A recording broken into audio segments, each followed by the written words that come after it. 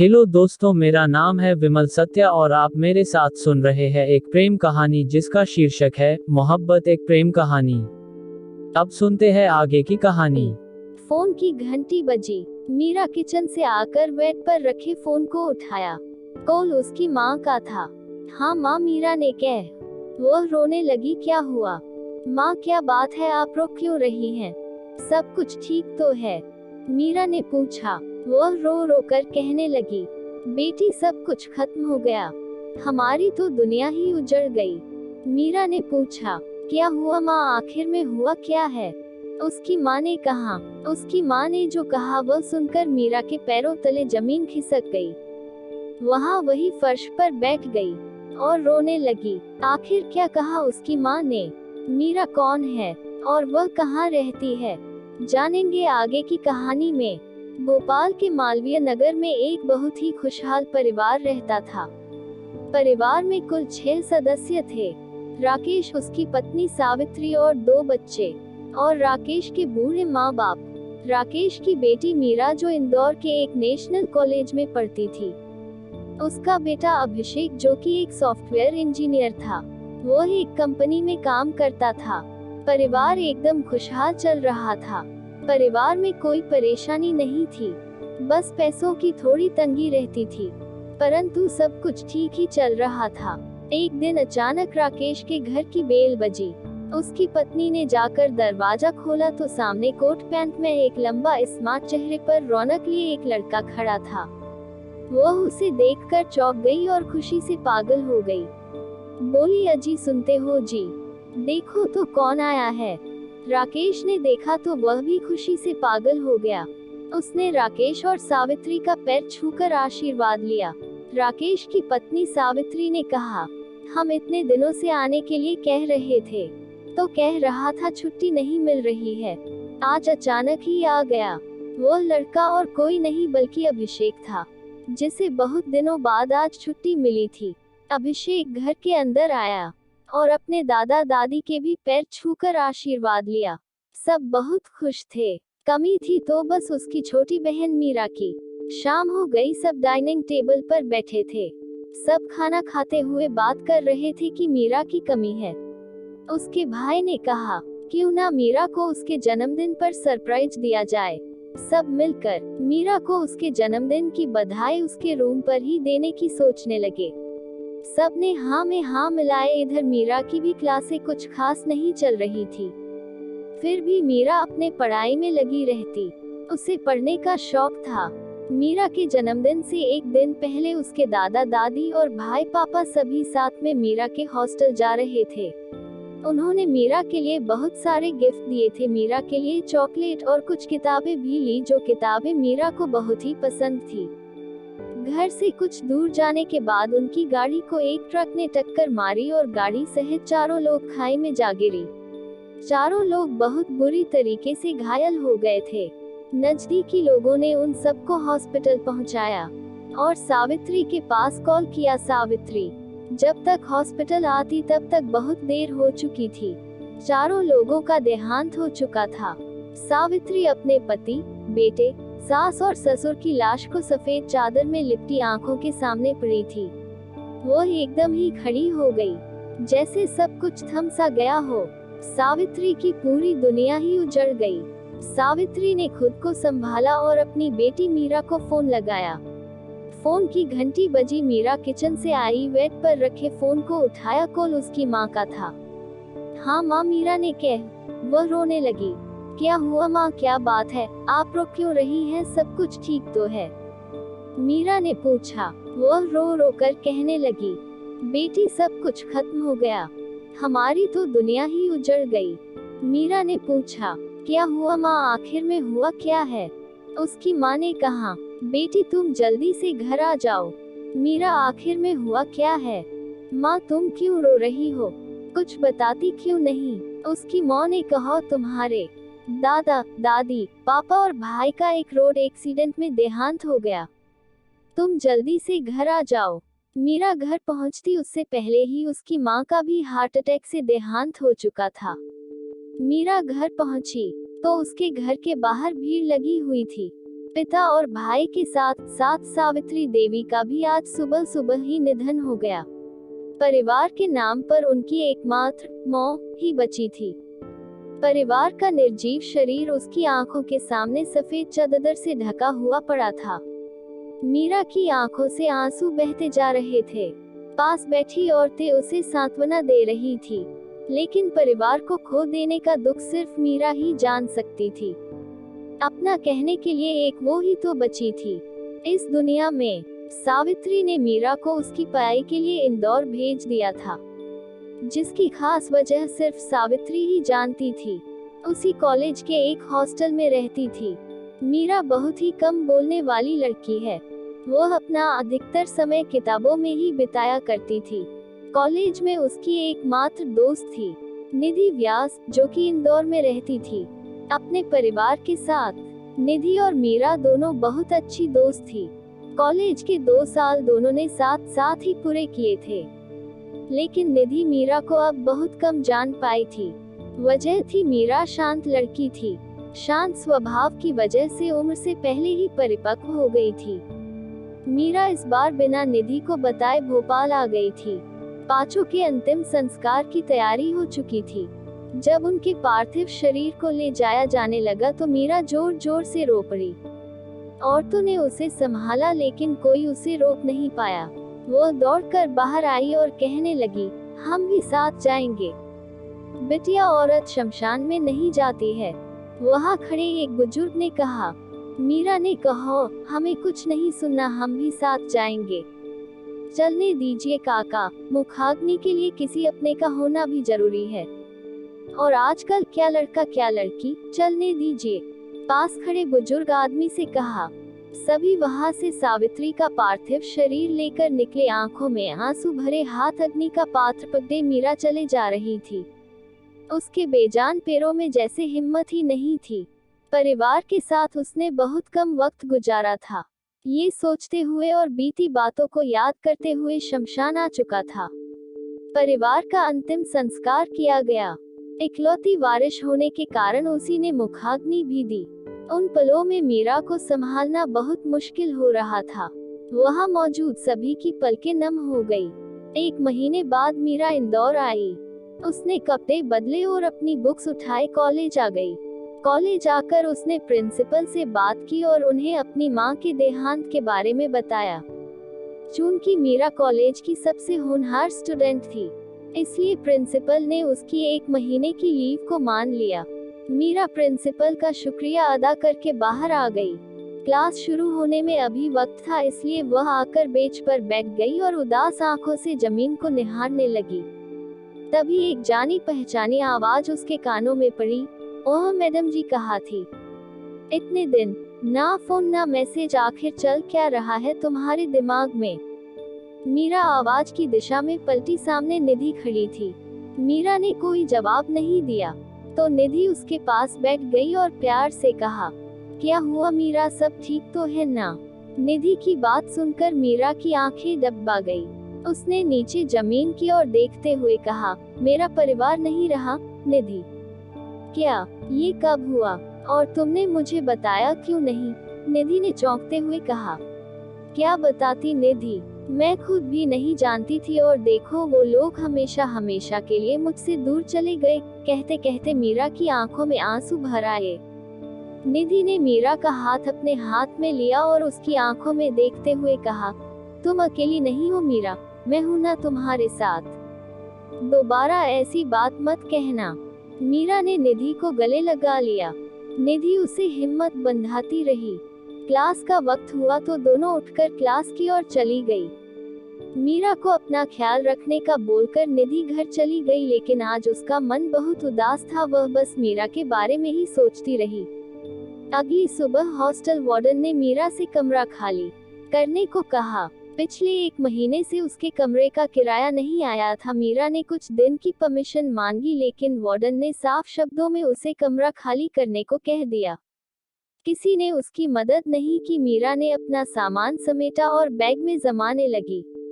उसके पास जो पैसे थे वो तो मां के अंतिम संस्कार और उसके बाद के कामों में खर्च हो गए थे। अनजान शहर में आखिर मदद भी ले तो किसकी। मीरा बहुत ही स्वाभिमानी लड़की थी और इसलिए उसने अपनी ये परेशानी निधि को नहीं बताई। भोपाल वापस जाने के अलावा मीरा के पास अब कोई और रास्ता नहीं था। अपने बैग लेकर वह हॉस्टल से निकल गई। निधि जब कॉलेज आई तो क्लास में मीरा को ना देखकर उसने अपने साथ बैठी रागिनी से पूछा, जो कि उसी हॉस्टल में रहती थी, ए रागिनी, मीरा कहाँ है? वो कॉलेज क्यों नहीं आई? अरे तुझे पता नहीं क्या, आज वार्डन मैडम ने उसे हॉस्टल से निकाल दिया, रागिनी ने फुसफुसाते हुए कहा। व्हाट? पर क्यों? निधि ने हैरानी से कहा, क्योंकि उसने हॉस्टल के रूम का किराया नहीं दिया था। अब मुझे डिस्टर्ब मत करो, पढ़ने दो, रागिनी ने कहा और बुक्स में नजरें गड़ा ली। निधि ने सुना तो सोचने लगी, इतना सब हो गया और मीरा ने मुझे बताया तक नहीं। ये लड़की भी ना, इसे समझना सच में बहुत मुश्किल है। पता नहीं इस वक्त वो कहाँ होगी। मुझे जाना होगा। निधि ने अपना बैग और बुक्स उठाए और क्लास के बाहर निकल गई। कॉलेज से सीधा वह हॉस्टल आई और मीरा की रूममेट से पूछा। रूममेट ने बताया कि मीरा वापस अपने घर जाने की बात कर रही थी। निधि वहां से निकली और तुरंत रेलवे स्टेशन आई। ट्रेन जा चुकी थी। निधि हताश हो गई। उसने उदास नजरों से ट्रेन को जाते हुए देखा और जैसे ही वापस जाने को मुड़ी, उसकी नजर बेंच पर बैठी मीरा पर गई।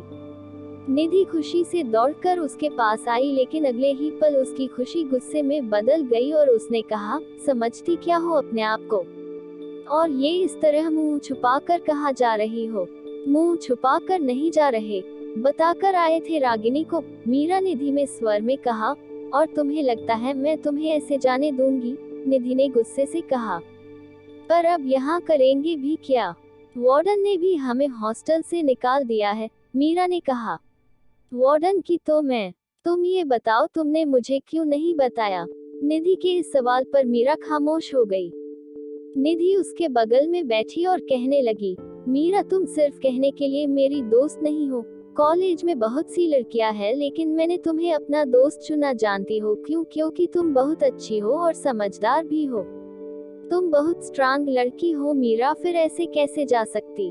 प्रश्नवाचक चिन्ह। आंटी का सपना कैसे भूल सकती हो? तुम्हें पढ़ना है, एक बड़ी अधिकारी बनना है, ये कैसे भूल गई तुम? निधि हम कुछ नहीं भूले हैं, सब याद है हमें, पर इस शहर से हमने एक बात सीखी है कि अगर जीना है तो पैसे जरूरी है और वो हमारे पास नहीं है। निधि, घर जाएंगे, वहाँ रहने के लिए कम से कम अपना घर तो है, मीरा ने उदास होकर कहा। हो गई तुम्हारी आदर्श वाली बातें, तो चले, निधि ने उठते हुए कहा। मीरा ने कहा, कोई सवाल नहीं, उठो और चलो, कहकर निधि ने एक बैग खुद उठाया और दूसरा मीरा को थमा दिया। दोनों बाहर आई। निधि पार्किंग से अपनी स्कूटी निकाल लाए और मीरा को साथ लेकर चल पड़ी। निधि के पीछे बैठी मीरा के मन में सैकड़ों सवाल उथल पुथल मचाए हुए थे। मीरा जब भी इस शहर से जाने के बारे में सोचती, ये शहर उसे वापस अपनी ओर खींच लाता। सवाल बहुत थे लेकिन जवाब नहीं। निधि उसे कहाँ लेकर जा रही है, इस बात का भी उसे अंदाजा नहीं था। स्कूटी सड़क पर दौड़ाते हुए निधि ने अचानक से ब्रेक लगाए और गाड़ी को यू टर्न घुमाया। क्या हुआ? इधर कहाँ जा रही हो? पीछे बैठी मीरा ने सवाल किया। हॉस्टल, निधि ने कहा। लेकिन क्यों? मीरा ने कहा। तू चल तो बताती हूँ, कहकर निधि ने स्पीड बढ़ाई और कुछ वक्त बाद दोनों हॉस्टल के सामने थे। निधि ने स्कूटी साइड में लगाई। उसने मीरा का हाथ पकड़ा और उसे लेकर अंदर चली आई। वार्डन सामने ही खड़ी मिल गया। निधि उसके सामने आई। उसने अपने जेब से कुछ रुपए निकाले और वार्डन के हाथ में थमाते हुए कहा, ये रखो अपने पैसे, और आज के बाद किसी लड़की को इस तरह से हॉस्टल से मत निकालना। वक्त पर किराया देंगे तो कोई क्यों निकलेगा, पर ये लड़कियां घर वालों के पैसे तो ऐश में उड़ा देती है और फिर किराए के नाम पर रोने बैठ जाती है। वार्डन ने मुंह बनाकर रुपए गिनते हुए कहा। चुड़ैल, तेरी हिम्मत कैसे हुई मेरी दोस्त के लिए ऐसा बोलने की? मैं तेरा मुंह नोच लूंगी, निधि ने वार्डन से उलझते हुए कहा। लेकिन इन वक्त पर मीरा ने उसे रोक लिया और कहा, निधि, ये क्या कर रही हो? छोड़ो उन्हें।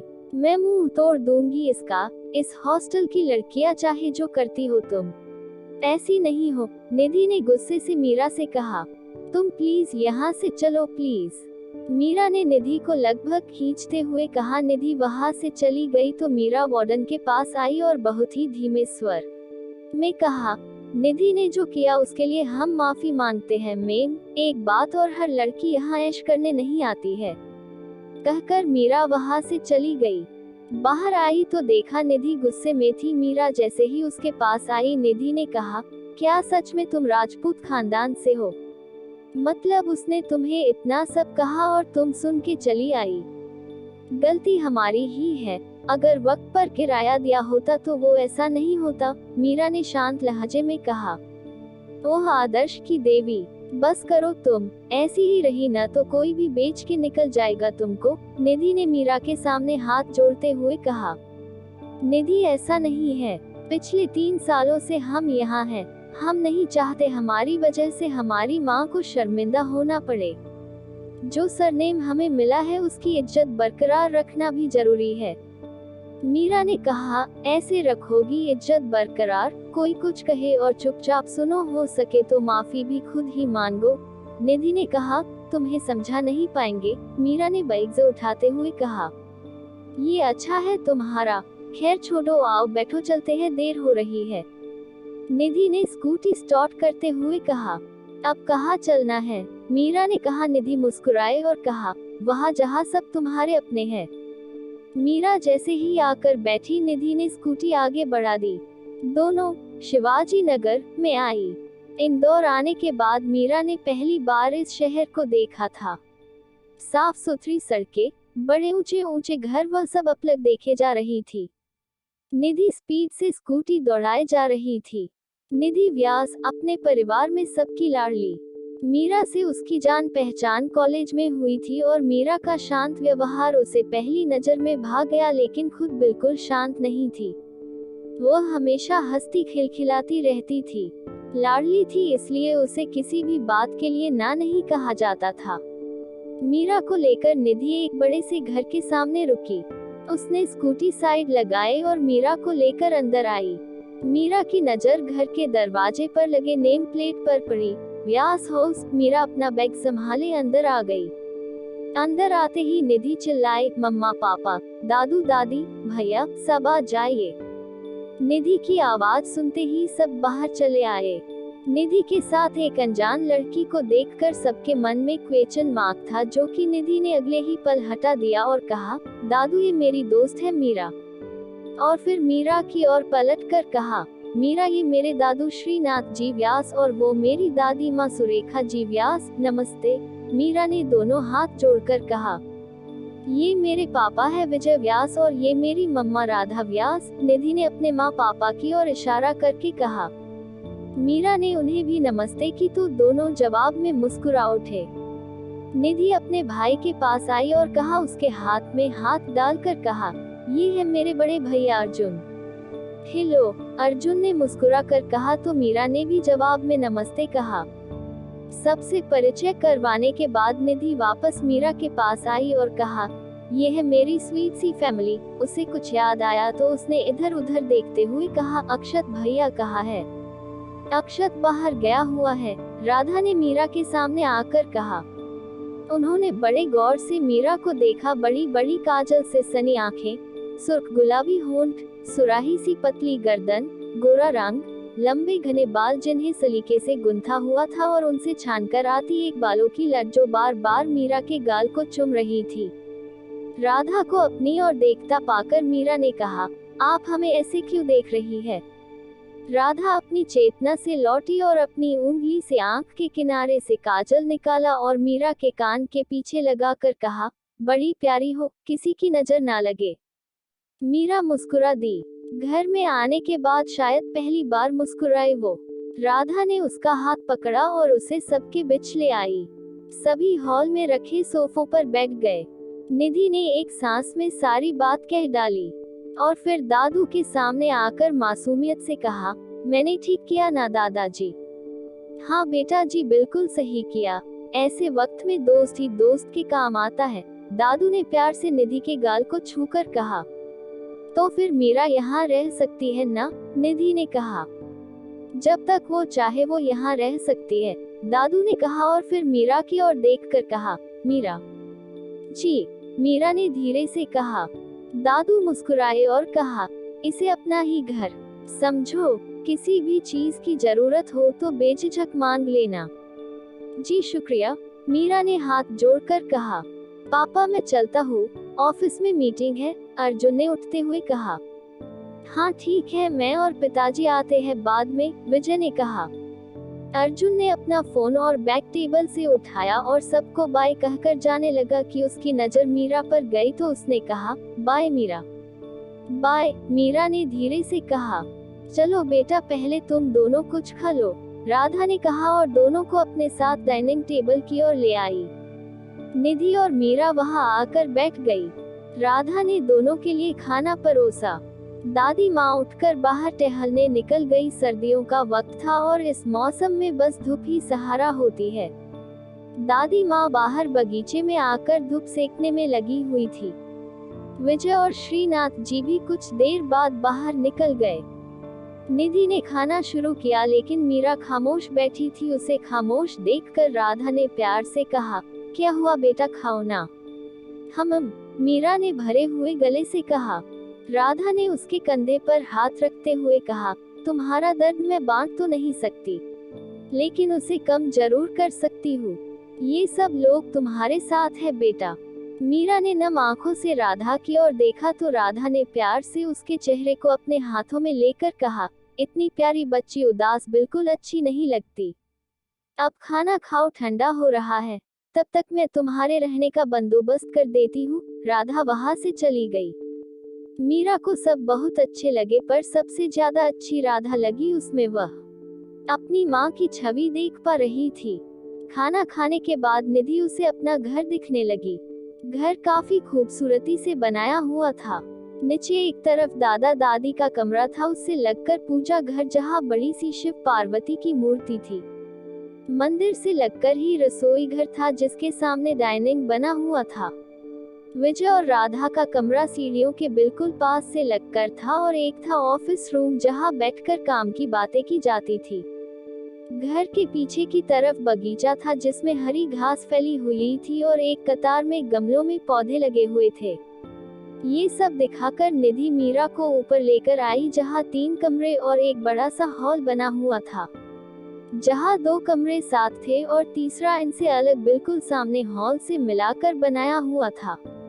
इनमें से एक कमरा अर्जुन का था और एक निधि का। सामने जो कमरा था उसके बारे में निधि ने मीरा से कुछ कहा नहीं। मीरा ने भी नहीं पूछा। निधि जैसे ही दरवाजा खोलकर अपने कमरे में आई, एक तेज बदबू से दोनों ने अपना नाक बंद कर लिया। निधि ने दरवाजा वापस बंद किया और मम्मा को आवाज लगाई। राधा ऊपर आई और कहा, सॉरी बेटा, वो आज सुबह गलती से तुम्हारे कमरे में क्लीनर की बोतल टूट गई, मैंने साफ करने को कहा है, रघु कर देगा, लेकिन तब तक हम लोग कहाँ जाए? मीरा को फ्रेश भी होना है, हालत देखो इसकी, निधि ने कहा। एक काम करो ना, तब तक नीचे मेरे वाला रूम इस्तेमाल कर लो, राधा ने कहा। रहने दीजिए, मैं अर्जुन भैया का कमरा यूज कर लूंगी, निधि ने कहा। ठीक है, कहकर राधा चली गई। दोनों अर्जुन के कमरे में आई। मीरा ने देखा कमरा बिल्कुल साफ सुथरा और व्यवस्थित था, एक एक चीज सलीके से रखी हुई थी। मीरा बड़े गौर से ये सब देख रही थी तो निधि ने कहा, भैया हमेशा अपने कमरे को टिप टॉप रखते हैं अपने जैसे। मुस्कुरा दी तो निधि ने कहा, अच्छा तुम नहा लो, तब तक मैं नीचे से तुम्हारा सामान ले आती है। मीरा नहाने बाथरूम में चली गई और निधि नीचे। मीरा नहाकर बाहर आई तो उसे टेबल पर रखे अपने कपड़े मिल गए। मीरा ने कपड़े पहने और गीले बालों को सुखाने कमरे से बाहर आ गई, लेकिन हॉल की बालकनी के अलावा धूप और कहीं नहीं थी। मीरा गीले बालों को तौलिए में लपेटे हॉल की बालकनी के पास आई और बाकतल सुखाने लगी।